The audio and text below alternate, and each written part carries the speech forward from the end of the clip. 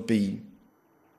Le thème de la colonisation s'est invité aujourd'hui dans la campagne et c'est Emmanuel Macron qui a secoué la classe politique en qualifiant la colonisation française de crime contre l'humanité. Les mots sont forts. Ils ont choqué la communauté pied-noir, mais le candidat assume ce soir et revendique un discours de vérité sur l'Algérie. Daniel Sportiello. C'est la phrase qui déclenche la polémique.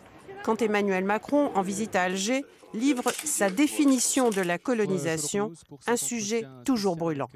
C'est un crime contre l'humanité, c'est une vraie barbarie. Et ça fait partie de ce passé que nous devons regarder en face, en présentant aussi nos excuses à l'égard de celles et ceux vers lesquels nous avons commis ces gestes. Crime contre l'humanité, à Marseille, chez les Pieds-Noirs, l'expression ne passe pas.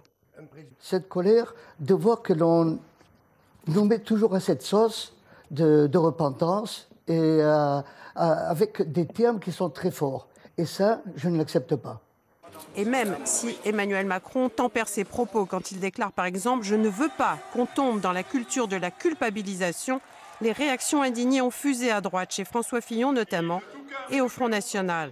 D'où sa contre-attaque aujourd'hui. Dans une vidéo sur son site internet, il accuse ses adversaires d'instrumentaliser ses propos. Je ne céderai rien à tous les responsables politiques qui aujourd'hui cherchent à instrumentaliser notre histoire, à instrumentaliser mes propos à des fins clientélistes ou électoralistes. Emmanuel Macron affirme avoir tenu un discours de vérité.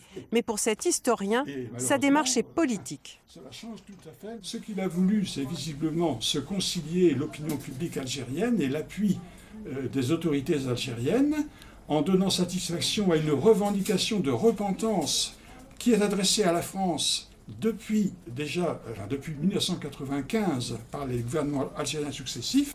Le candidat à la présidentielle cherche sans doute aussi à attirer à lui un électorat de gauche sensible aux thèses anticolonialistes. Les développements de cette polémique